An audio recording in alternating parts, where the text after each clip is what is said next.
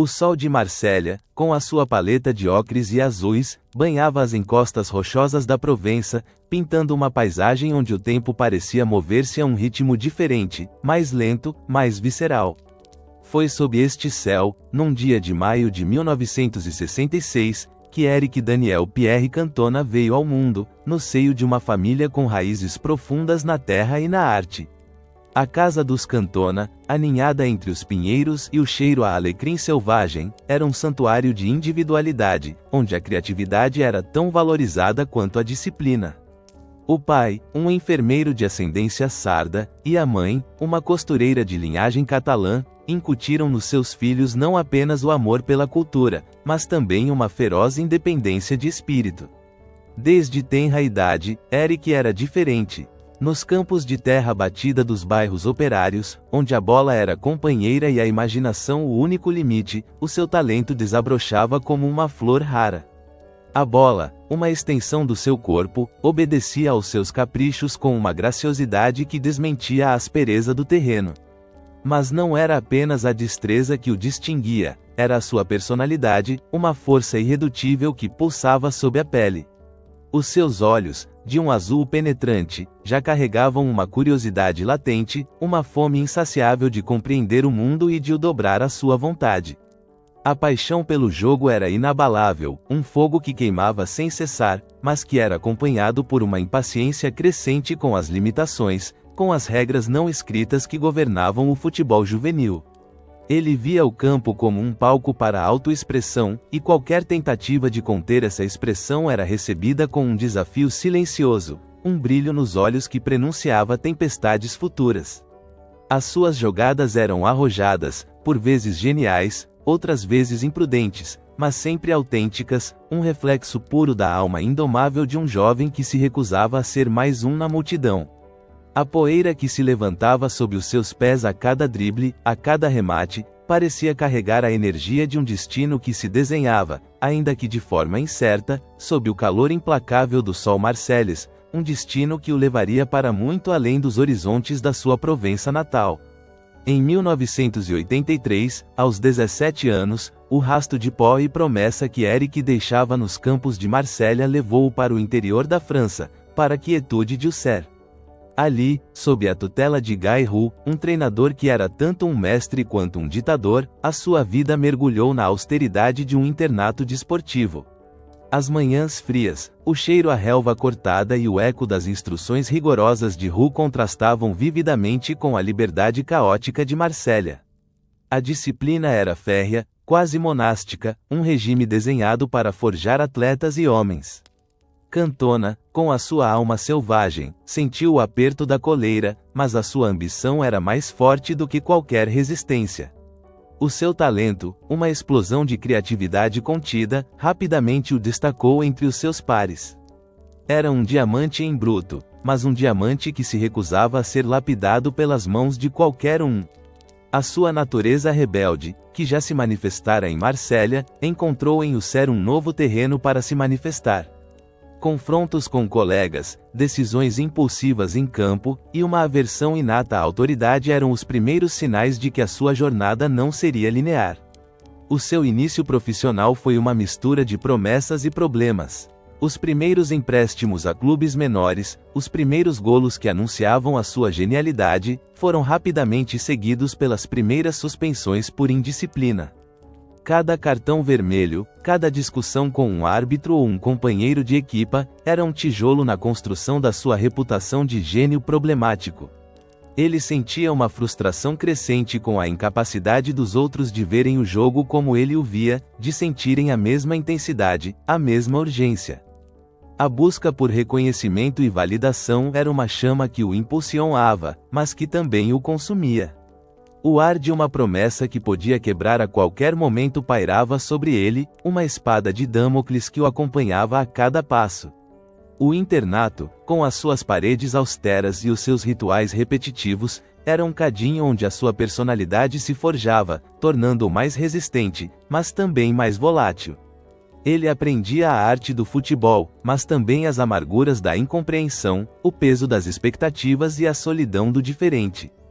Em 1986, após cumprir o serviço militar, um período que, paradoxalmente, lhe trouxe alguma disciplina, Cantona regressou ao SER, mas a sua alma já ansiava por voos mais altos.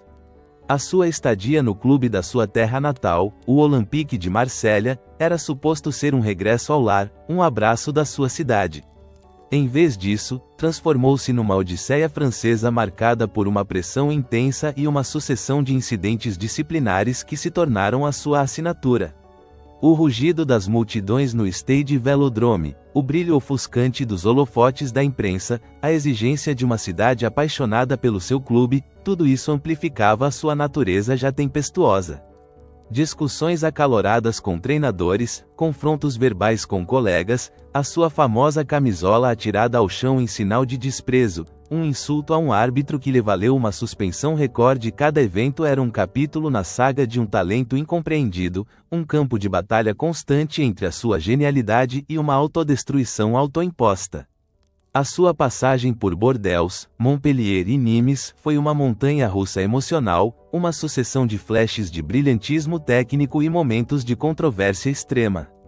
Ele podia, num instante, orquestrar uma jogada de mestre, e no seguinte, ser expulso por uma reação intempestiva.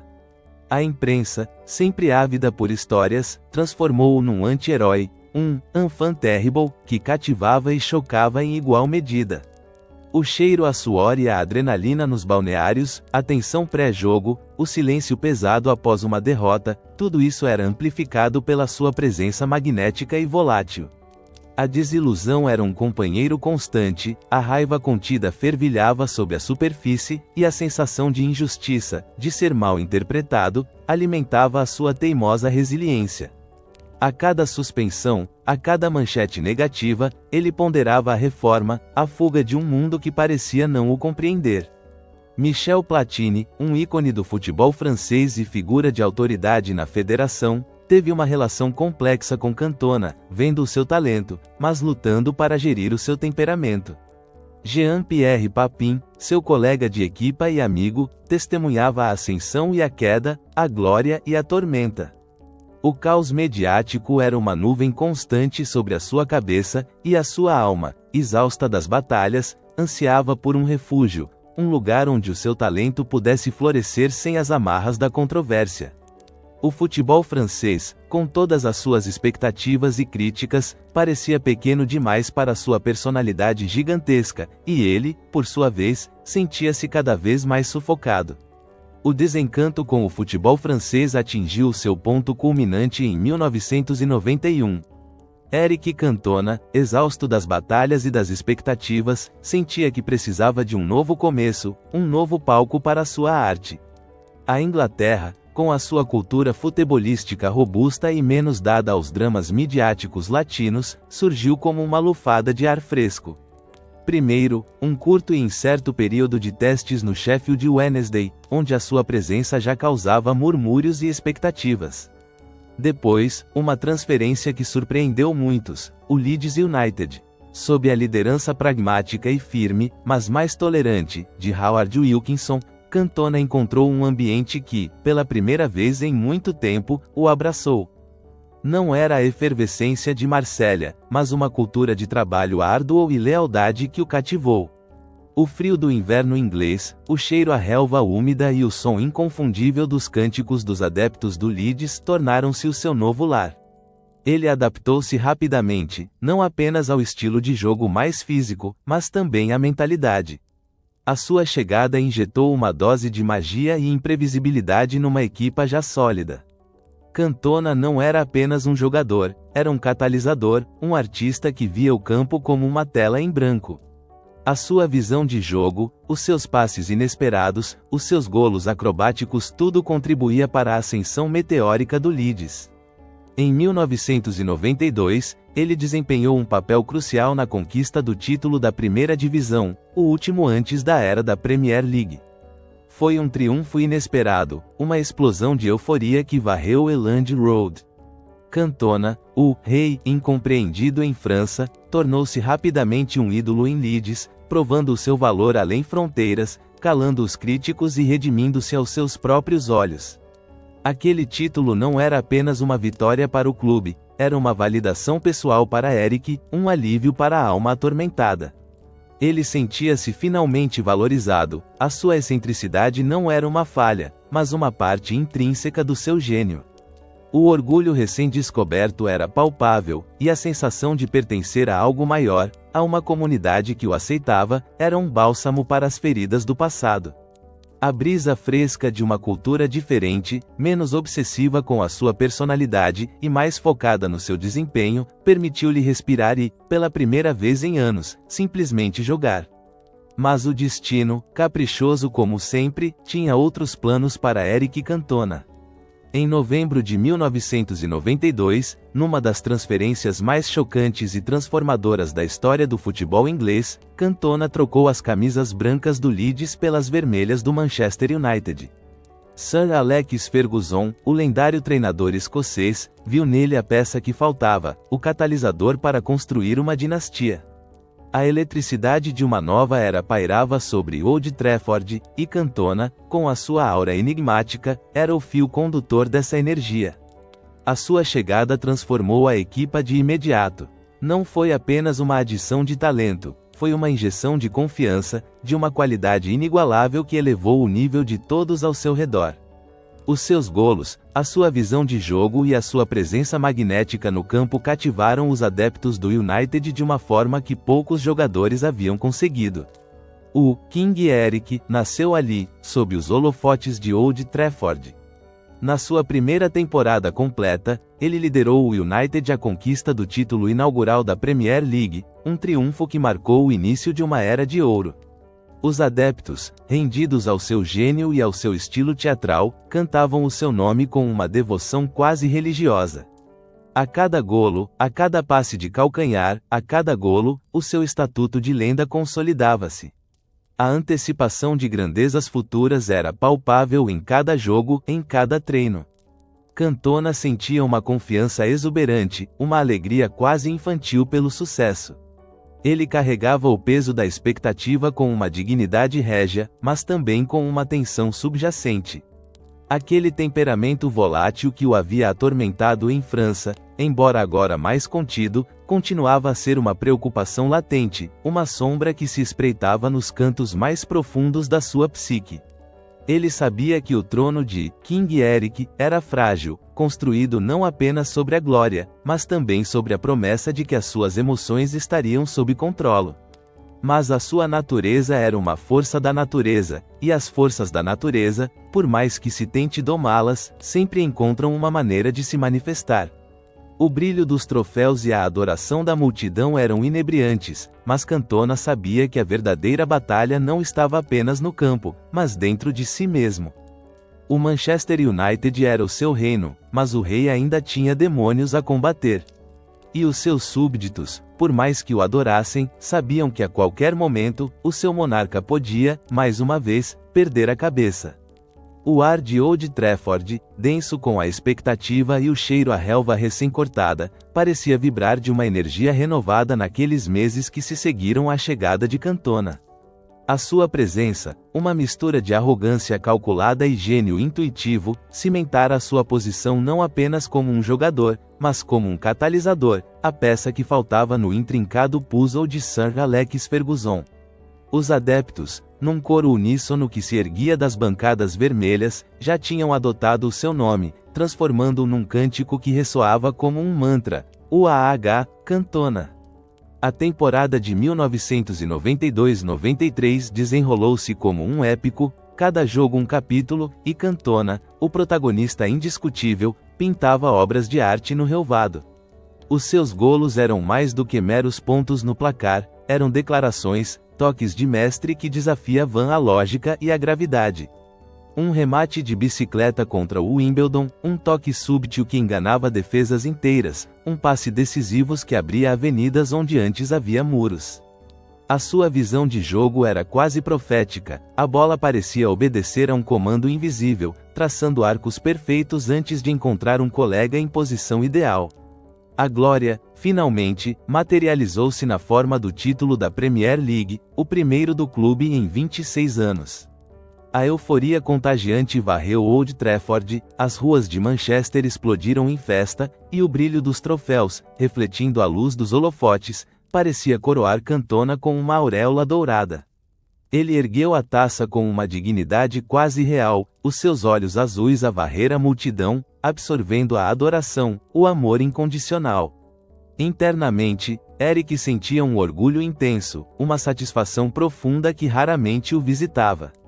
A sensação de invencibilidade que permeava a equipa, alimentada pelos seus próprios feitos, era inebriante. Contudo, por trás da fachada de serenidade e do sorriso enigmático, uma sombra começava a desenhar-se. A constante exigência, a pressão implacável de manter o topo, de ser sempre o King Eric, começava a cobrar o seu preço. A cada golo, a cada vitória, a cada aplauso, havia um peso crescente nos seus ombros. A sua mente, sempre ativa, sempre a analisar, sentia um cansaço mental que nem a glória conseguia dissipar completamente.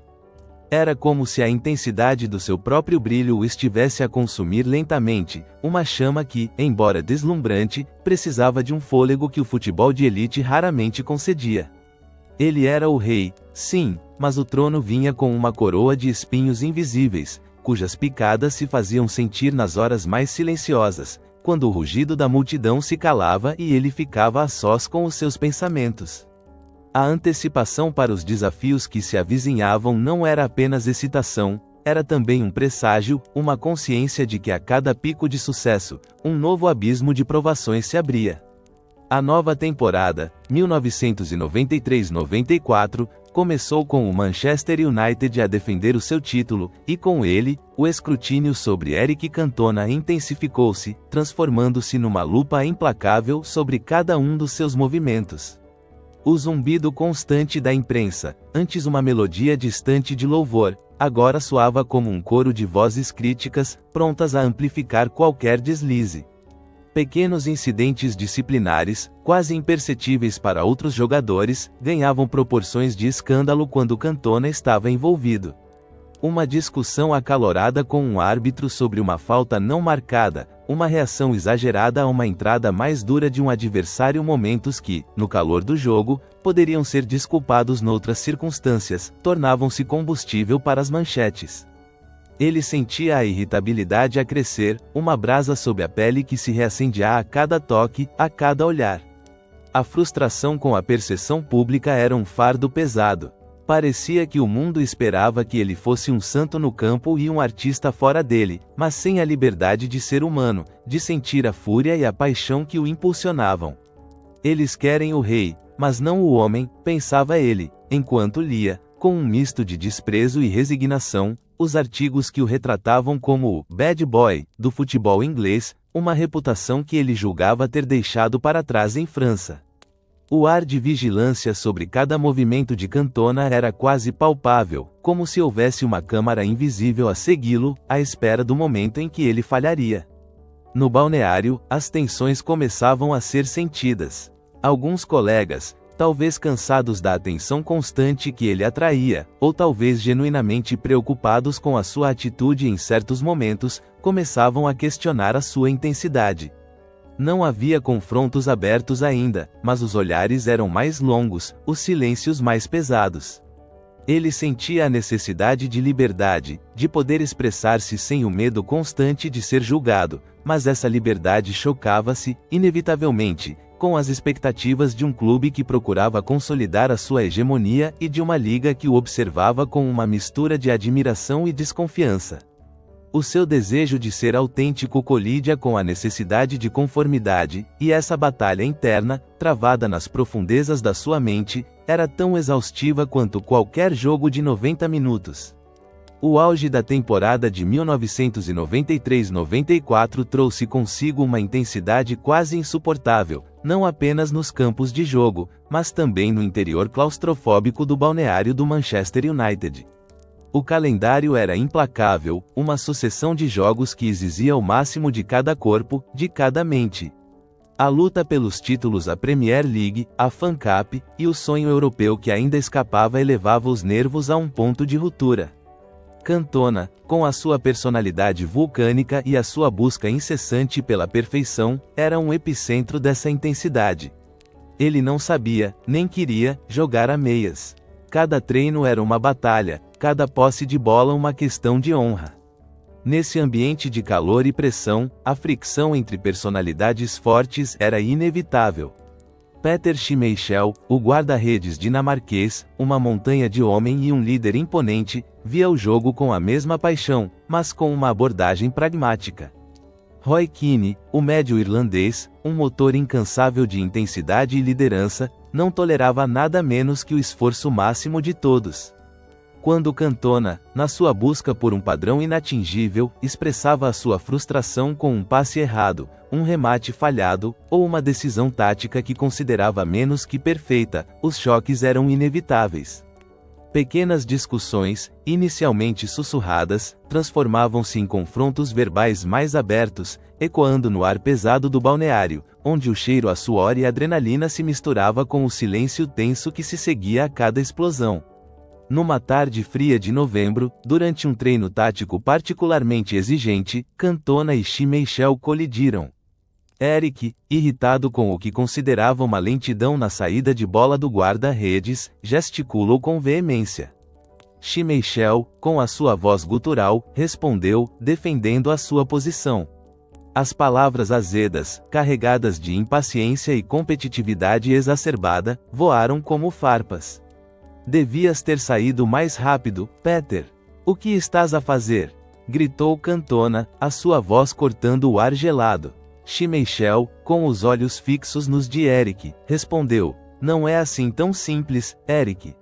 Não és tu que tens de defender a baliza. A discussão escalou, os dois homens frente a frente, a centímetros um do outro, os punhos cerrados, os rostos contraídos pela raiva. Não houve agressão física nesse dia, mas a energia no ar era palpável, densa com a ameaça de violência. Sir Alex Ferguson, que observava de perto, interveio com a sua autoridade habitual, separando-os antes que a situação degringolasse. Basta. Os dois. Amanhã quero-vos apertar as mãos. Trovejou o escocês. Cantona recuou, mas não sem um último olhar desafiador. A sua paixão ardente pelo jogo, a sua incapacidade de recuar, mesmo quando isso o levava a confrontos com os seus próprios colegas, era uma faca de dois gumes. Ele acreditava que a perfeição exigia essa fricção, essa busca incessante pela excelência, mesmo que isso significasse ferir suscetibilidades. Eles não entendem, pensava ele, enquanto a raiva diminuía, dando lugar a uma sensação de isolamento. Eles não sentem o jogo da mesma forma. Estes momentos, embora privados e contidos pela mão firme de Ferguson, eram reveladores do seu estado de espírito, da tempestade que fervilhava sob a superfície calma do King Eric. O balneário, aquele santuário de camaradagem, tornava-se por vezes um campo minado de egos e ambições, e Cantona, com a sua intensidade inigualável, estava sempre a caminhar na linha fina entre a genialidade e a autodestruição. A segunda metade da temporada de 1993-94 viu uma escalada alarmante nas tensões que Eric Cantona vinha a acumular. A sua frustração com a marcação implacável dos adversários, que pareciam ter um único objetivo: pará-lo a todo o custo, por vezes com meios questionáveis, e as decisões, que ele considerava injustas, dos árbitros, atingiram um ponto crítico. A tensão palpável nos estádios, que antes se manifestava como um rugido de adoração, agora transformava-se em assobios estridentes e gritos de provocação a cada toque na bola, a cada falta sofrida, a cada decisão controversa. A sombra da suspensão parecia pairar sobre ele como uma nuvem escura.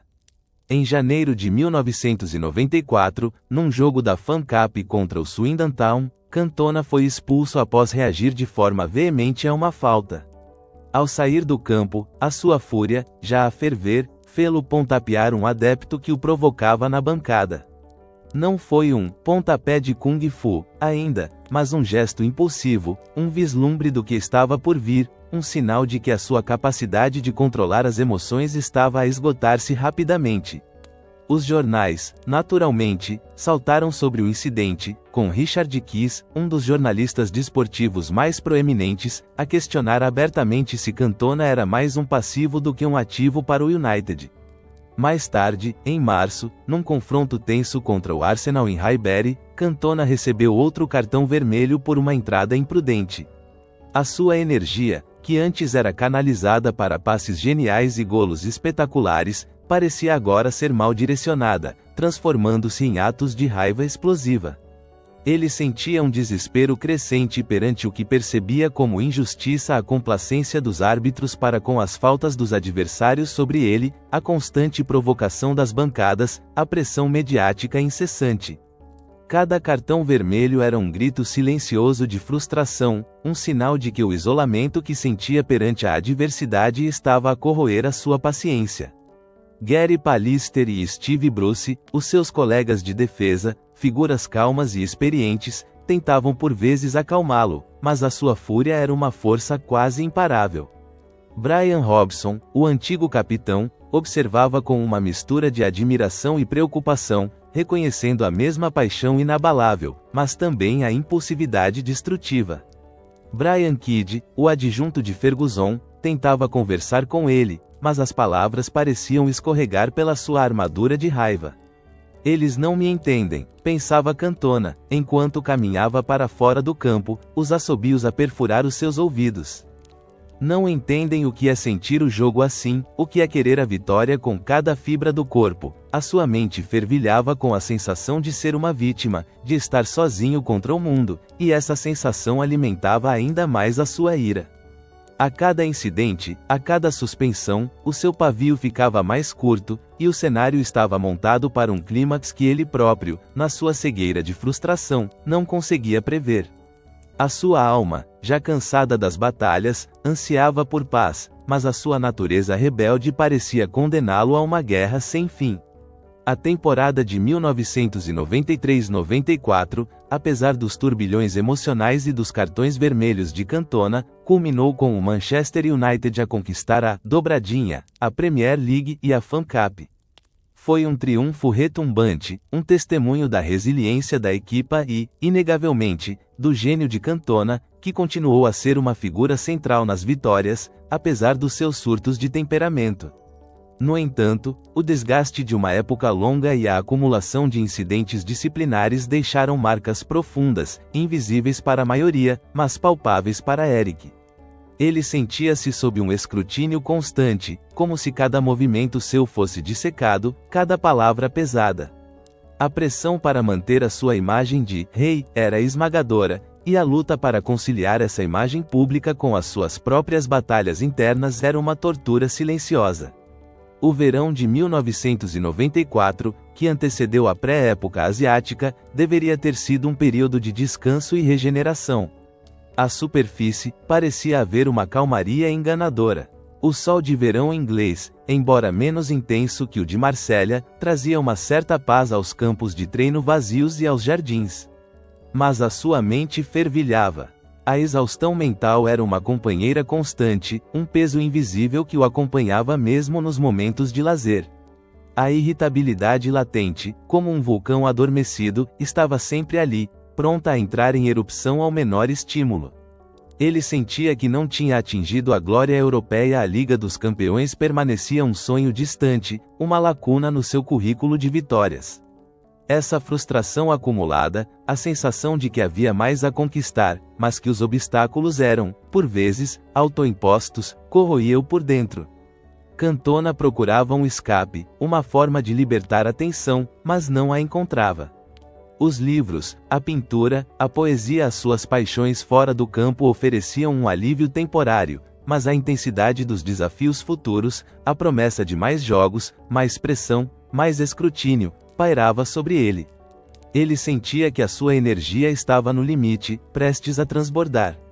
O corpo estava cansado, a mente ainda mais. O silêncio do verão era apenas uma pausa entre tempestades, e ele, com a sua intuição aguçada, sabia que uma nova tempestade se aproximava. A sensação de presságio para o que estava por vir era quase palpável, como o cheiro a ozono antes de um trovão. Ele ansiava por um ponto de ruptura, um evento que pudesse libertar toda aquela energia contida, para o bem ou para o mal. O rei estava cansado, mas o seu espírito indomável recusava-se a ceder, mesmo que isso significasse que a sua coroa pudesse, a qualquer momento, cair por terra. O palco estava montado, e a cortina estava prestes a subir para o próximo ato do seu drama pessoal. A calmaria enganadora do verão inglês desfez-se sob o peso de um compromisso implacável. Julho de 1994 trouxe consigo não o repouso merecido, mas o início de uma tour asiática exaustiva, uma maratona de voos, fusos horários e exigências comerciais que testaria os limites de qualquer um. Para Eric Cantona, cuja mente já fervilhava de frustrações e cansaço acumulado, a viagem para Hong Kong foi como um mergulho num cadinho de pressões amplificadas. O avião, um casulo hermético de ar-condicionado e promessas de luxo, levava a comitiva do Manchester United para um mundo de calor sufocante e umidade pegajosa.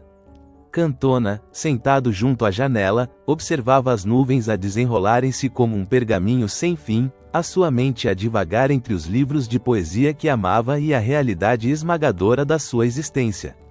O jet lag, um inimigo invisível, começou a assentar no seu corpo antes mesmo de aterragem, turvando a sua visão e adensando a irritabilidade que já era uma parte intrínseca do seu ser. Hong Kong recebeu-os com um abraço úmido e um turbilhão de luzes e sons. Os arranha-céus, arranhando o céu cinzento pérola, pareciam espetar-se na névoa, enquanto o cheiro a incenso, especiarias e poluição se misturava no ar denso. A cada passo fora do hotel, uma multidão de jornalistas e adeptos, com as suas câmaras e gritos estridentes, invadia o seu espaço pessoal. Não havia privacidade, apenas um microscópio constante sob o qual cada gesto, cada expressão, era analisada e dissecada. Eric sentia-se como um peixe em aquário, as suas barbatanas a bater contra o vidro invisível das expectativas.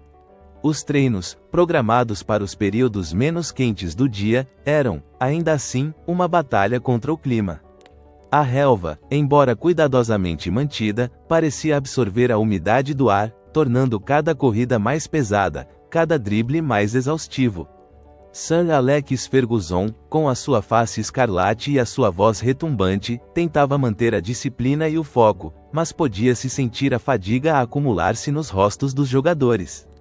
Gary Pallister, com o seu porte calmo, parecia mais lento. Steve Bruce, o capitão, com a sua presença sólida, mostrava sinais de desgaste.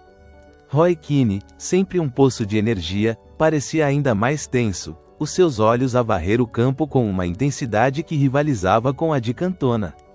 Para Eric, a tour era um comercial disfarçado de preparação. As sessões de autógrafos, as entrevistas forçadas, os sorrisos protocolares para as câmaras, tudo isso parecia esgotar a sua alma criativa. Ele ansiava pela pureza do jogo, pela batalha tática e física no relvado, não pela farsa do espetáculo. King Eric, o ídolo das massas, sentia-se cada vez mais distante do homem Eric, que apenas queria a liberdade de expressar a sua arte. A irritação borbulhava sob a superfície, uma panela de pressão prestes a explodir. Cada atraso num autocarro, cada pergunta repetitiva de um jornalista, cada pedido para posar para uma fotografia, adicionava uma gota ao copo já transbordante da sua paciência. A exaustão física e mental, o sentimento de estar sob um microscópio constante, estava a levá-lo ao limite. Ele via nos olhos dos seus colegas a mesma lassidão, mas sentia que a sua própria carga era de alguma forma mais pesada, mais pessoal. A fragilidade da sua paz interior, arduamente conquistada após a época da dobradinha, estava a ser desfeita, fibra a fibra, pelo ritmo frenético daquela tour asiática.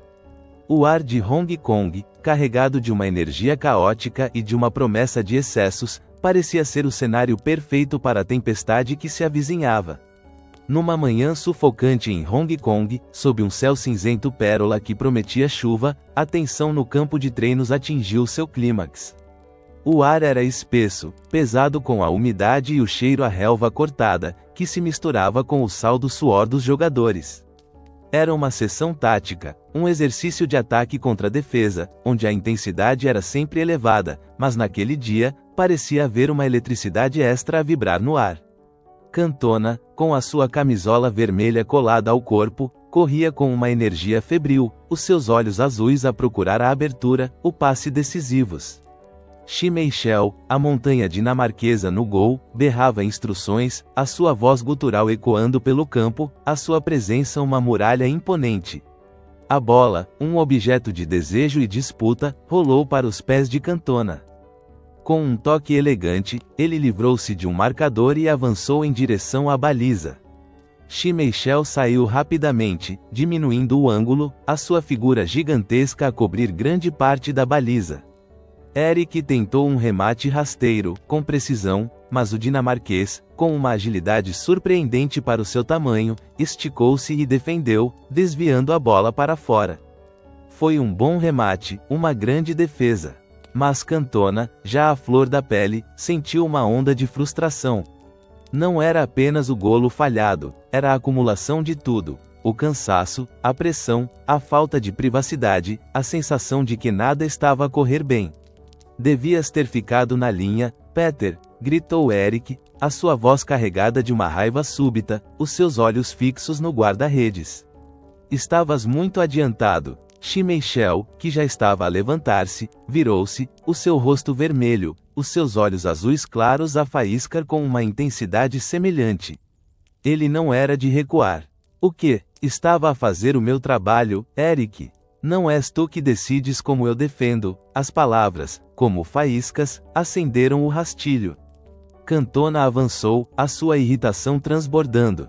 O teu trabalho é defender, não dar desculpas. Se tivesses ficado na linha, eu teria marcado. Não me digas como fazer o meu trabalho, francês.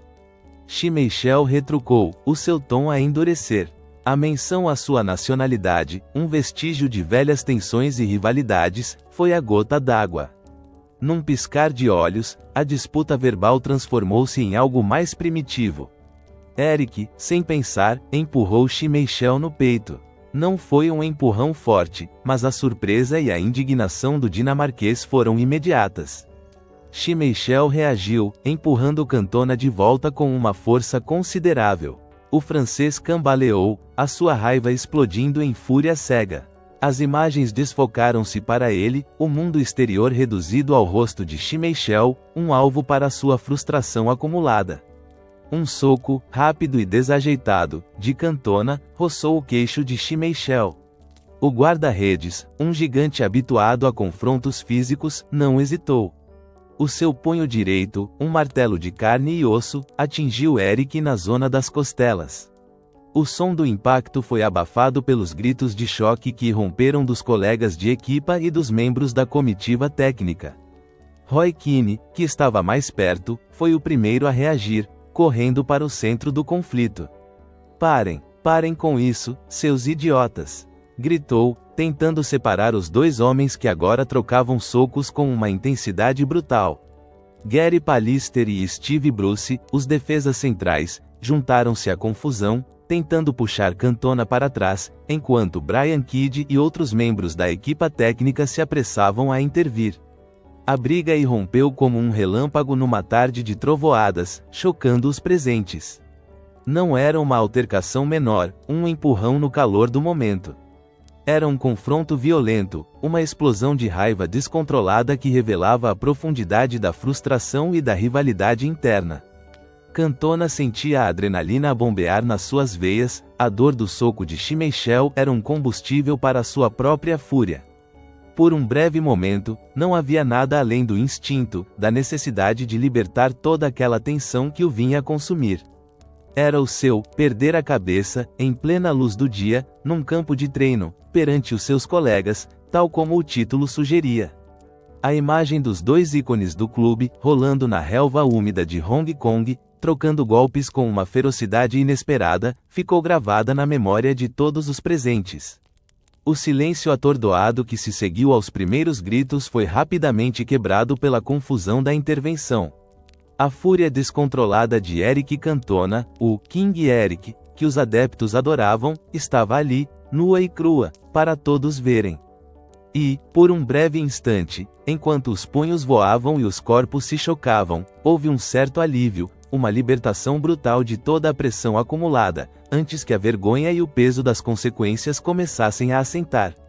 Aquele momento, naquele campo distante, seria um ponto de viragem, um presságio sombrio para o que ainda estava por vir. O rugido de Sir Alex Ferguson, um trovão que ecoou pelo campo de treinos de Hong Kong, cortou o ar denso e paralisou a briga. A sua figura, geralmente imponente, parecia ainda maior, envolta numa aura de fúria e autoridade inquestionável. Basta! Parem já com esta palhaçada! O que pensam que estão a fazer? A sua voz ressoava, carregada de uma indignação que fez Eric Cantona e Peter Schmeichel recuarem, os seus corpos ainda tensos, os olhos a faíscar, mas a obedecer aquele comando inconfundível. Brian Kidd e outros membros da equipa técnica apressaram-se a separar os dois homens, empurrando-os para lados opostos. A relva, onde momentos antes se tinha desenrolado a violência, agora parecia manchada, o silêncio que se seguiu era pesado, quase palpável, quebrado apenas pela respiração ofegante dos envolvidos e pelos murmúrios chocados dos restantes jogadores. Roy Keane, com o seu rosto ainda contraído pela tensão, observava a cena, os seus próprios instintos de combate a serem temperados pela autoridade do seu treinador. Gary Pallister e Steve Bruce, que tinham tentado intervir, agora recuavam, os seus rostos a refletir o choque e a desilusão. Ferguson não esperou, os seus olhos, duros como granito, fixaram-se primeiro em Cantona, depois em Schmeichel. Os dois, agora, para o balneário, e quero uma explicação, e que seja boa, vociferou, a sua voz a prometer consequências severas. No curto caminho até ao balneário, o ar estava carregado de uma energia tensa e silenciosa. Cantona, com a adrenalina a diminuir, sentia um misto de desafio e uma pontada de vergonha. A sua mente, outrora nublada pela raiva, começava a clarear, e o peso do que tinha acontecido começava a assentar. O que fiz? Pensou ele, mas a sua teimosia inata ainda o impedia de um arrependimento total. Schmeichel, por seu lado, parecia igualmente furioso, mas também consciente da gravidade da situação. O balneário, geralmente um lugar de camaradagem e brincadeiras, estava agora envolto numa atmosfera pesada, quase sufocante. O cheiro a linimento e a suor, familiar e reconfortante, parecia agora misturar-se com o odor acre do conflito. Os jogadores, sentados nos seus bancos, observavam os dois protagonistas entrarem, seguidos por Ferguson, com os olhos baixos, a evitar o contato visual, como se a cena da violência ainda estivesse suspensa no ar. Ninguém falava. O som das torneiras a pingar era o único ruído audível. Ferguson entrou, as suas passadas pesadas, e fechou a porta com um estrondo que fez todos sobressaltar. O que foi aquilo? Perguntou, a sua voz mais calma agora, mas com uma intensidade ainda mais ameaçadora. Isto é o Manchester United. Não é um ringue de boxe de rua. Vocês são profissionais. São exemplos. E acabaram de dar um espetáculo deplorável. Cantona, com os braços cruzados, sentia o olhar de Ferguson a perfurá-lo. A culpa, a vergonha, o medo das consequências, tudo se misturava no seu interior. Mas havia também um resquício de desafio. Ele sentia-se justificado na sua frustração, na sua paixão pelo jogo, na sua busca pela perfeição. Ele estava a ser insolente, chefe, murmurou Eric, a sua voz rouca. Insolente? Trovejou Ferguson. E isso justifica a violência? Que exemplo dás aos teus colegas? Ao clube? Aos miúdos que te idolatram? O treinador virou-se para Schmeichel. E tu, Peter, o guarda-redes, um dos líderes da equipa. Envolveres-te numa briga como um miúdo de escola? Onde está a tua responsabilidade? Schmeichel, menos propenso a ceder, defendeu-se. Ele empurrou-me primeiro, chefe. Não ia deixar que me tratasse assim. Ferguson bateu com a mão na mesa, o som reverberando no balneário tenso. Não me interessa quem começou. Interessa-me quem vai acabar com isto. E digo-vos já, isto não vai acontecer novamente. Ou um de vocês sai. E não estou a brincar, a sua ameaça era fria, calculada, e todos sabiam que ele era capaz de a cumprir. A disciplina foi restabelecida, mas a ferida na equipa era visível, uma fissura que se abria no coração do balneário. Os jogadores eram forçados a confrontar as suas próprias emoções, a dinâmica interna do grupo abalada. A autoridade inabalável de Ferguson tinha prevalecido, mas a semente da discórdia tinha sido plantada. Cantona sentia o peso do olhar dos seus colegas, a desilusão em alguns dos seus rostos. Ele tinha falhado, e, no silêncio pesado do balneário de Hong Kong, sabia que, independentemente da reconciliação que Ferguson iria exigir, algo tinha sido quebrado para sempre.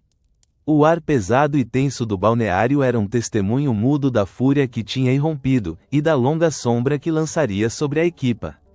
A notícia do incidente no treino de Hong Kong, embora abafada com a máxima discrição pelo Manchester United, não tardou a transformar-se num sussurro insistente nos corredores da imprensa. Sir Alex Ferguson, um mestre na arte da gestão de crises, atuou com a rapidez e a firmeza de um general no campo de batalha. Não podia permitir que o escândalo se espalhasse e prejudicasse a imagem cuidadosamente construída do clube, especialmente durante uma tour de pré-época crucial para os seus objetivos comerciais e desportivos. Naquela mesma tarde, após a explosão no balneário, Ferguson convocou Cantona e Schmeichel para uma reunião privada. O ambiente era carregado, a tensão ainda palpável entre os dois homens. "Vocês vão apertar as mãos", Ferguson declarou, a sua voz calma, mas com uma autoridade que não admitia contestação. "E vão dizer um ao outro que se arrependeram. E vão fazer isto na frente de toda a equipa." A reconciliação, imposta e forçada, foi um espetáculo de desconforto. Os dois homens, com os rostos ainda marcados pela raiva e pela humilhação, estenderam as mãos. O aperto foi firme, mas os seus olhos, embora se encontrassem por um breve instante, não revelaram qualquer calor, apenas uma frieza profissional. Não houve um perdão genuíno, apenas uma trégua imposta. A relação entre Cantona e Schmeichel, embora mantendo a funcionalidade em campo, nunca mais seria a mesma. Uma barreira invisível, feita de orgulho ferido e de um respeito forçado, tinha sido erguida entre eles. O clube emitiu comunicados vagos para a imprensa, minimizando o incidente como tensões normais de pré-época e o calor do momento entre jogadores competitivos. A narrativa foi cuidadosamente controlada, uma cortina de fumo para proteger a imagem do United. Richard Keys, o jornalista desportivo com o seu faro apurado para o drama, e outros membros da imprensa britânica, embora sem detalhes concretos, especulavam abertamente sobre problemas no paraíso, em Manchester. Os artigos falavam de um clima pesado na comitiva, de desentendimentos entre personalidades fortes, mas sem nunca conseguirem penetrar a barreira de silêncio que Ferguson impôs aos seus jogadores. Cantona, durante os dias que se seguiram, sentia uma ansiedade latente. A cautela tornou-se a sua nova companheira. Tinha de projetar uma imagem de normalidade, de que tudo estava bem, mas a verdade era que a sua mente fervilhava com as consequências do seu ato. Ele sabia que tinha desiludido Ferguson, e isso, mais do que qualquer multa ou suspensão, era um fardo pesado. Tentou mergulhar nos seus livros, na sua arte, mas a imagem do soco de Schmeichel, a sua própria fúria descontrolada, assombravam-no. Os treinos continuaram, os jogos de exibição foram disputados, e a equipa, embora com uma atmosfera mais tensa, cumpriu a sua agenda. Mas por trás das aparências, a ferida permanecia. Gary Pallister e Steve Bruce notavam a distância entre Cantona e Schmeichel, os passes que antes eram naturais, agora eram mais deliberados, mais calculados. Roy Keane, com a sua sensibilidade para as dinâmicas do balneário, observava em silêncio, compreendendo que a paz era frágil, construída sobre areia movediça. Brian Kidd, o adjunto de Ferguson, tentava manter o ambiente leve, mas o peso do incidente era inegável. A gestão da crise tinha sido um sucesso aparente. A notícia da briga violenta não chegou aos tabloides com os detalhes que Ferguson temia. Mas a semente da controvérsia estava lançada, e a imprensa, embora sem provas, continuava a farejar, a aguardar o próximo deslize. Cantona, enquanto tentava projetar uma imagem de calma e profissionalismo, sentia-se como um ator num palco, desempenhando um papel. A tentativa de projetar uma imagem de normalidade enquanto se lidava com as consequências internas era exaustiva. Ele sabia que a qualquer momento, aquela paz precária podia ser desfeita, e que a sua própria natureza, indomável e volátil, seria o catalisador para a próxima tempestade. Com o regresso da Tour Asiática e o início da nova temporada, o Manchester United tentou projetar uma imagem de normalidade, mas a verdade é que uma paz frágil pairava sobre Old Trafford. Cantona e Schmeichel, embora tivessem feito as pazes publicamente e mantivessem uma distância profissional em campo, evitavam-se fora dele.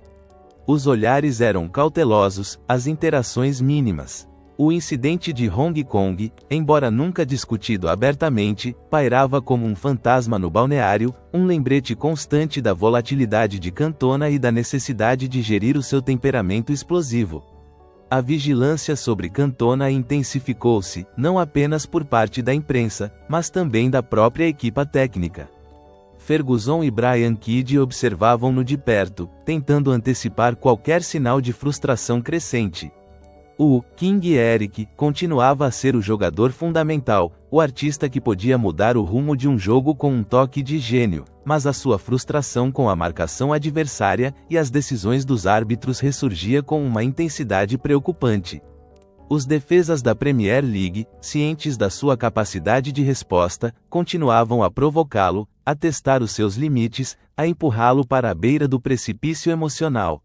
Nos jogos, Cantona exibia flashes do seu brilhantismo habitual, golos espetaculares, assistências de luxo que faziam as bancadas explodir. Mas também havia os momentos de tensão, um olhar fulminante para um árbitro, um empurrão desnecessário a um adversário, um protesto veemente que levaria um cartão amarelo. Ele sentia-se a caminhar sobre gelo fino, cada passo um risco, cada emoção um perigo.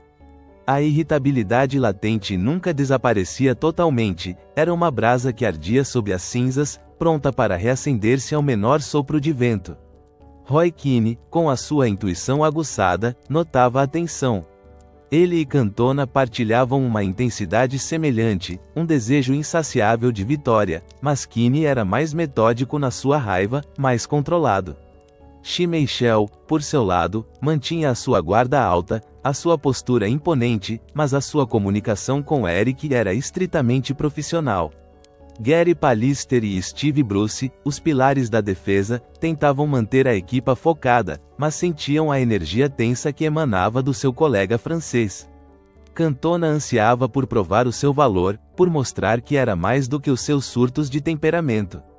Ele queria ser lembrado pela sua arte, pela sua genialidade, mas as suas próprias falhas pareciam persegui-lo, uma sombra insistente que se recusava a desaparecer. A calma que ele tentava projetar era precária, uma fachada que podia desabar a qualquer momento. No fundo da sua alma, ele sabia que a briga no treino, embora contida e escondida do público, tinha deixado uma marca indelével, e que o cenário estava montado para um novo e ainda mais público perder a cabeça. O inverno aproximava-se, trazendo consigo os dias curtos e as noites frias e úmidas de Manchester. Os jogos tornavam-se mais físicos, as batalhas mais intensas, e a pressão sobre Cantona, o jogador estrela, só aumentava. Ele sentia o peso da expectativa, a necessidade de ser o King Eric, em todos os momentos, dentro e fora de campo. Mas a sua mente, exausta e sobrecarregada, estava a ser empurrada para os seus limites. A sensação de que algo inevitável estava para acontecer era quase palpável, como o cheiro a ozono antes de uma tempestade devastadora. O ar em Old Trafford, e em todos os estádios onde o United jogava, estava carregado de uma antecipação silenciosa. O rei estava no seu trono, mas a coroa pesava, e as fundações do seu reino pessoal pareciam tremer. A cortina estava prestes a subir para o ato final do seu drama, um momento que marcaria para sempre a sua carreira e a história do futebol. O inverno de Manchester, cinzento e úmido, parecia envolver a cidade num manto de melancolia naqueles primeiros dias de janeiro de 1995. Contudo, sob a aparente quietude, uma corrente elétrica de tensão percorria as ruas, os estádios, os balneários. A paz precária que se mantivera desde o incidente de Hong Kong estava a ser corroída, dia após dia, pela pressão incessante do futebol de elite e pela natureza indomável de Eric Cantona. Ele sentia-se como um fio de alta voltagem, esticado ao limite, a aguardar o inevitável. No dia 25 de janeiro, o palco estava montado em Selhurst Park, casa do Crystal Palace.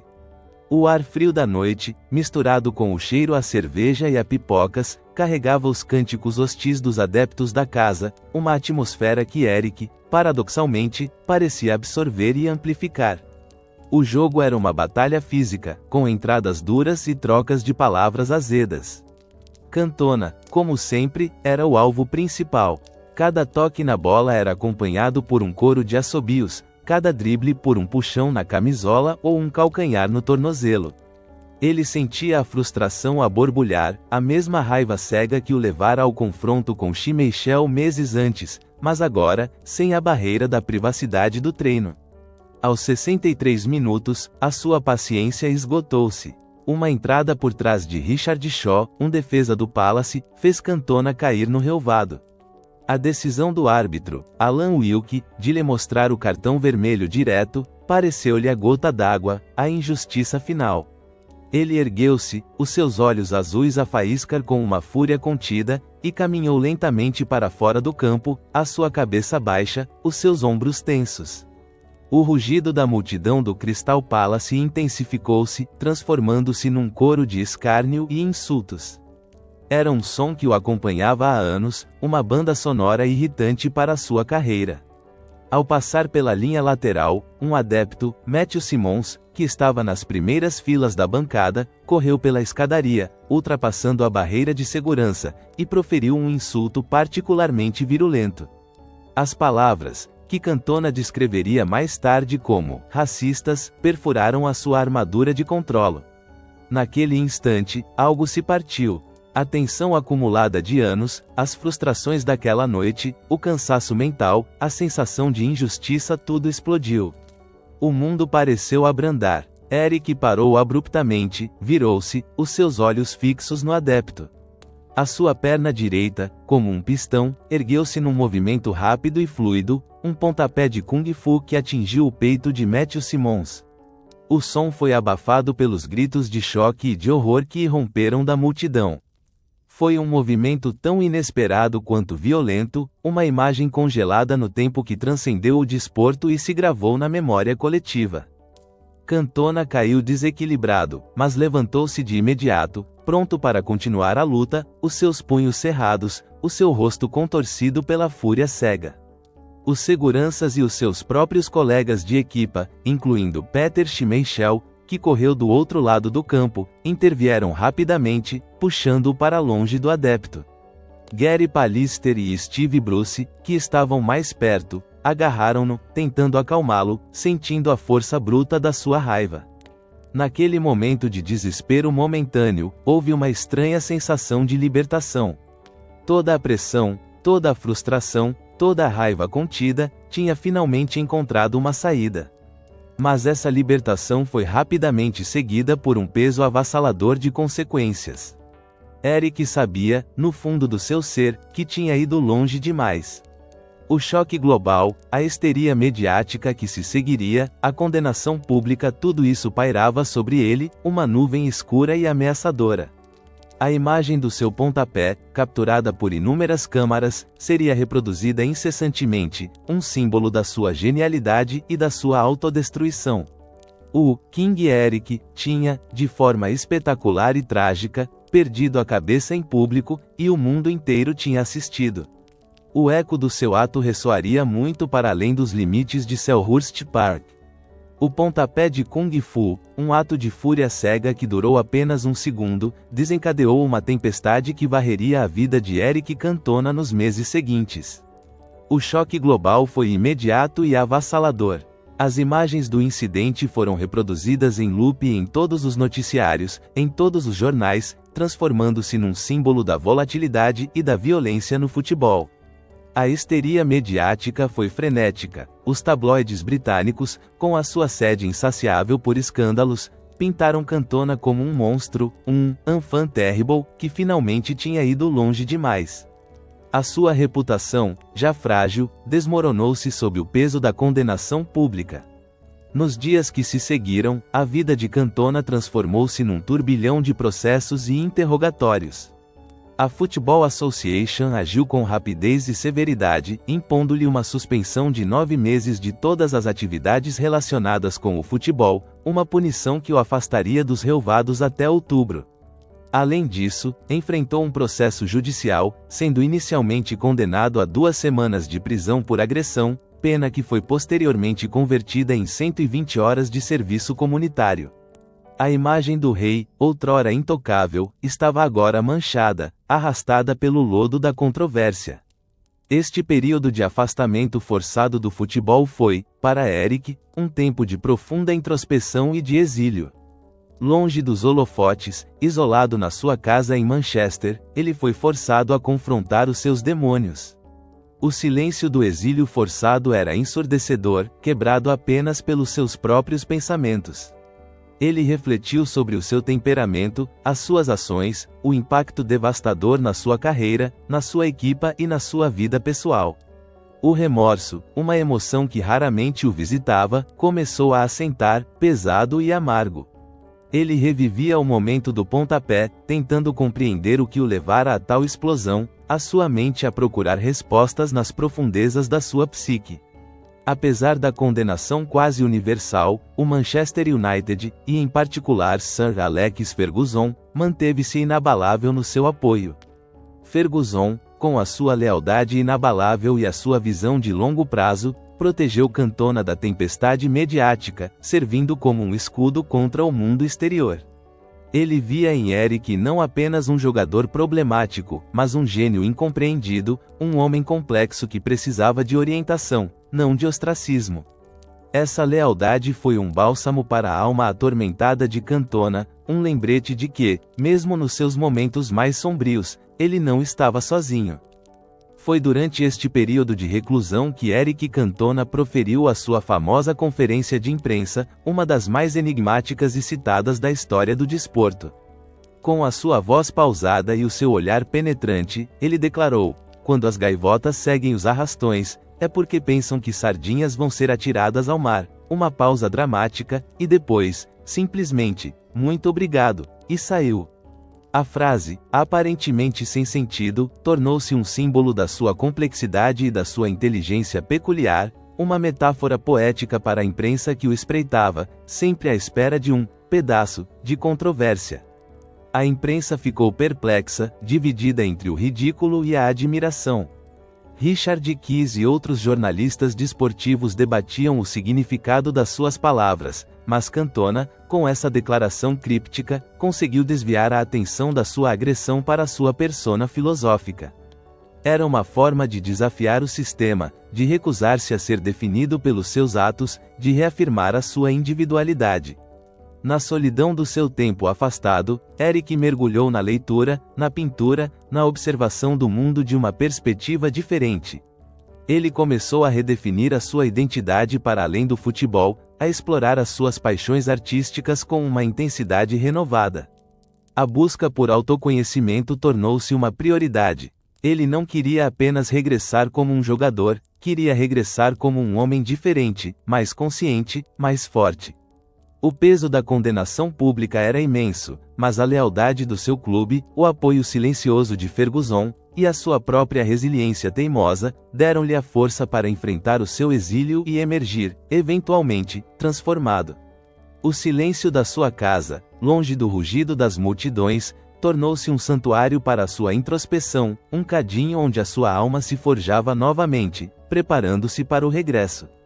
O dia 1º de outubro de 1995 estava marcado a vermelho no calendário de todos os adeptos do Manchester United, um dia que prometia o regresso de um rei exilado.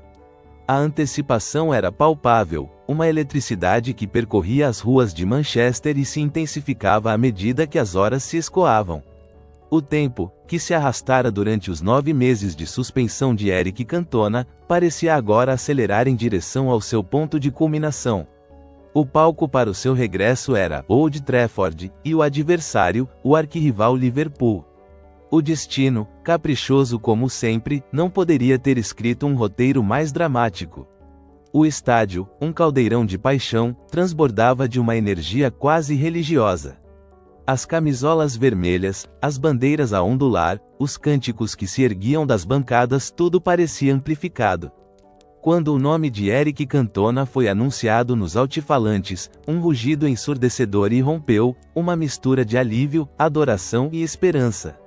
Ele entrou em campo com a sua habitual postura altiva, a gola da camisola virada para cima, os seus olhos azuis a varrer a multidão, absorvendo a devoção dos seus súbditos.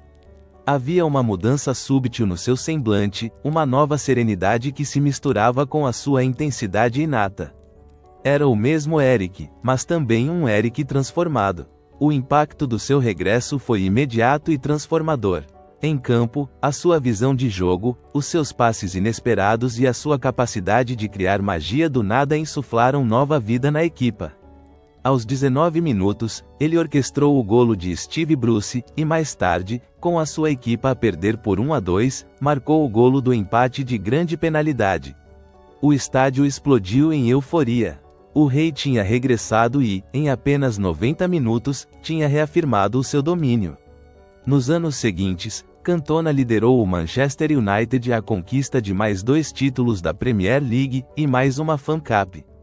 O seu regresso insuflou confiança não apenas nos veteranos, mas também na Class of 92, David Beckham, Paul Scholes, Ryan Giggs, Gary e Phil Neville, que cresceram em torno dele, absorvendo a sua mentalidade vencedora e a sua paixão pelo jogo.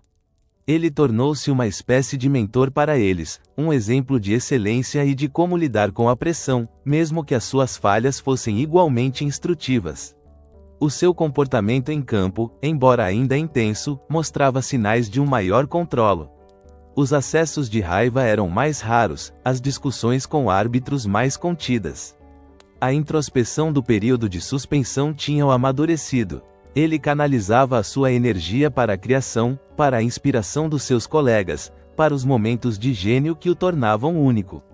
Então, em maio de 1997, aos 30 anos, no auge da sua carreira, Cantona chocou o mundo do futebol novamente. Anunciou a sua reforma precoce. A notícia caiu como uma bomba, apanhando de surpresa adeptos, colegas e até Sir Alex Ferguson. Não havia sinais de lesões graves, nem de declínio de forma. Apenas um desejo profundo de seguir em frente, de explorar outras paixões. Na sua mente, a decisão era clara, quase inevitável. Ele sentia-se completo. Tinha conquistado tudo o que podia no futebol inglês, tinha provado o seu valor, tinha encontrado a redenção. A sua alma artística ansiava por novos desafios, por novas formas de expressão. Eu joguei com paixão, mas agora a paixão por jogar futebol já não está lá, explicou ele, com a sua habitual simplicidade enigmática. Quando a paixão desaparece, é hora de parar. A sua reforma precoce foi, para muitos, um mistério, mas para ele, era uma afirmação da sua liberdade, da sua recusa em conformar-se às expectativas. Ele deixou o futebol no seu próprio tempo, nos seus próprios termos, com a sua gola virada para cima e um sorriso nos lábios. O adeus de Eric Cantona não foi um lamento, mas uma celebração da sua individualidade, um último ato de rebeldia poética que cimentou o seu lugar na história como um dos mais singulares e influentes jogadores de todos os tempos. O Manchester United continuaria a sua dinastia, mas a aura de King Eric nunca seria replicada. Ele partiu, mas o seu legado, imortal e inesquecível, estava apenas a começar. A partida de Eric Cantona do relvado de Old Trafford não marcou o fim da sua influência, mas sim a transição para um legado que se tornaria uma pedra angular na história do Manchester United e do futebol inglês. O Cantona Effect não era apenas uma frase, era uma força tangível que havia elevado os padrões do clube, injetando uma mentalidade vencedora e uma exigência de excelência que perduraria por gerações. Ele não apenas inspirou os seus colegas com a sua arte, mas também com a sua intensidade, a sua recusa em aceitar a derrota, a sua crença inabalável na própria capacidade de mudar o jogo. Roy Keane, por exemplo, embora por vezes colidisse com o temperamento de Eric, absorveu a sua paixão e a sua liderança, tornando-se, ele próprio, um dos capitães mais influentes do clube. Peter Schmeichel, apesar da briga em Hong Kong, reconheceria mais tarde o impacto de Cantona na formação daquela equipa vitoriosa, admitindo que o francês trazia uma dimensão de imprevisibilidade e gênio que nenhum outro possuía. Gary Pallister e Steve Bruce, os sólidos defesas, testemunharam em primeira mão como a presença de Eric no ataque transformava a equipa, dando-lhes a confiança de que podiam vencer qualquer jogo. No centro deste legado estava a relação singular e quase paternal com Sir Alex Ferguson. O treinador escocês, conhecido pela sua mão de ferro e pela sua capacidade de gerir egos gigantescos, via em Cantona algo mais do que um mero jogador. Via um artista, um filósofo, um espírito indomável que precisava de ser compreendido e protegido, não domado. Ferguson era o único que conseguia extrair o melhor de Eric, o único que compreendia a dualidade da sua natureza, o gênio e a fúria, a paixão e a impulsividade. Ele protegia-o da imprensa, perdoava os seus surtos de temperamento e, mais importante, confiava nele incondicionalmente.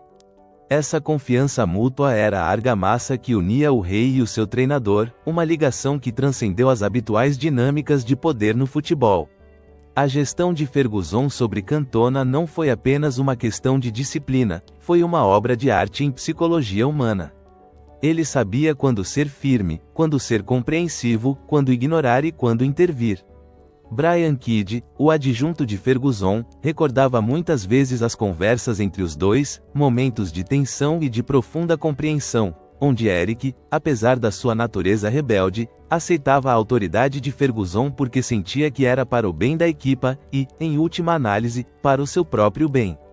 Essa relação moldou não apenas Cantona, mas também Ferguson, ensinando-lhe a arte de gerir talentos complexos, uma lição que ele aplicaria com sucesso em muitos outros jogadores ao longo da sua carreira. O Manchester United, sob a liderança de ambos, tornou-se sinônimo de uma era de ouro, de um futebol ousado e vitorioso, e o legado de Cantona, com a sua gola levantada e o seu olhar penetrante, permaneceu como um símbolo dessa era. A sua influência estendeu-se para além dos títulos. Ele incutiu nos jovens jogadores, como os membros da Class of 92, a importância da autoconfiança, da criatividade e da capacidade de lidar com a pressão. O seu estilo de jogo, a sua forma de se expressar em campo, o seu carisma inegável, tudo isso deixou uma marca indelével. Mesmo depois da sua reforma, o nome de Cantona continuava a ser sussurrado em Old Trafford, um fantasma glorioso que pairava sobre o relvado, lembrando a todos a época em que um rei francês reinou sobre o futebol inglês. A sua relação com Ferguson não era apenas uma parceria de sucesso, era uma amizade profunda, baseada no respeito mútuo e na compreensão de duas mentes brilhantes, cada uma à sua maneira. Era a prova de que, por vezes, os maiores talentos, os mais problemáticos, precisam de ser amados e compreendidos para atingirem a sua plenitude. A vida pós-futebol de Eric Cantona não foi um retiro para a obscuridade, mas sim uma reinvenção multifacetada, uma continuação da sua busca incessante por expressão e arte. Longe dos relvados, o King Eric trocou os holofotes do futebol pelos do cinema, do teatro e da fotografia, provando que a sua criatividade não estava confinada a um único palco. Ele mergulhou de cabeça na carreira de ator, participando em mais de 30 filmes e peças de teatro, muitas vezes interpretando personagens complexos e intensos que ecoavam a sua própria personalidade enigmática. A sua presença magnética, o seu olhar penetrante e a sua voz rouca encontraram um novo meio para cativar audiências. Além do cinema, Cantona abraçou o futebol de praia, tornando-se capitão e treinador da seleção francesa, levando-a à vitória no Campeonato do Mundo de 2005. Era uma forma mais livre, mais descontraída, de se ligar ao desporto que amava, sem as pressões e as restrições do futebol profissional. A sua paixão pela arte estendeu-se à fotografia, onde explorava a vida urbana e a natureza humana com a mesma intensidade com que outrora dissecava defesas adversárias. Cada uma destas atividades era uma continuação da sua personalidade expressiva, uma forma de canalizar a energia e a paixão que o haviam tornado um ícone. A sua filosofia de vida, muitas vezes expressa em frases enigmáticas e poéticas, tornou-se tão famosa quanto os seus golos. A conferência de imprensa das Gaivotas e Arrastões não foi um mero ato de rebeldia, foi uma chave para compreender a sua mente.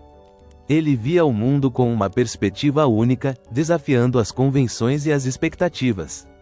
A sua inteligência, muitas vezes subestimada pela sua reputação de bad boy, revelava-se nas suas reflexões sobre a vida, a arte e a sociedade.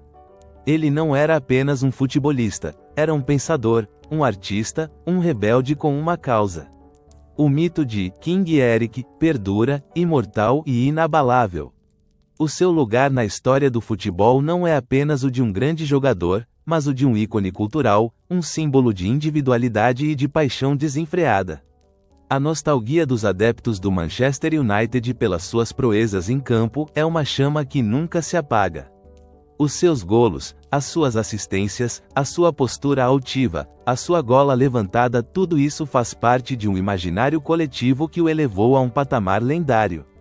Ele é lembrado não apenas pelos seus triunfos, mas também pelas suas falhas, pelas suas explosões de temperamento que, paradoxalmente, o tornaram ainda mais humano e fascinante. A questão, perder a cabeça, o tema central da sua saga permanece no ar, sem uma resposta única. Foi uma falha de caráter ou uma parte essencial do seu gênio? Para muitos, a sua impulsividade era o preço a pagar pela sua criatividade, pela sua intensidade, pela sua capacidade de ver o jogo de uma forma que mais ninguém via. As suas explosões eram o reverso da moeda da sua genialidade, a manifestação de uma paixão tão avassaladora que por vezes transbordava os limites do controlo. Sem essa fúria, talvez não houvesse a arte. Eric Cantona, o homem que nasceu sob o sol de Marsella e se tornou rei em Manchester, deixou o futebol com a mesma elegância e imprevisibilidade com que o jogou. A sua história é um testemunho da complexidade do talento, da beleza da imperfeição e da força indomável do espírito humano. Ele viveu e jogou nos seus próprios termos, recusando-se a ser moldado, a ser contido. E por isso, o seu legado ressoa, não apenas nos anais do futebol, mas na cultura popular, como um lembrete de que a autenticidade, mesmo que imperfeita, é a verdadeira medida da grandeza. O rei pode ter abdicado do trono do futebol, mas a sua coroa, forjada na paixão e na controvérsia, continua a brilhar, imortal e inesquecível. A sua saga é um convite eterno a questionar, a desafiar, a viver com intensidade, e a compreender que, por vezes, perder a cabeça é apenas uma forma brutal de ser verdadeiramente, gloriosamente, humano.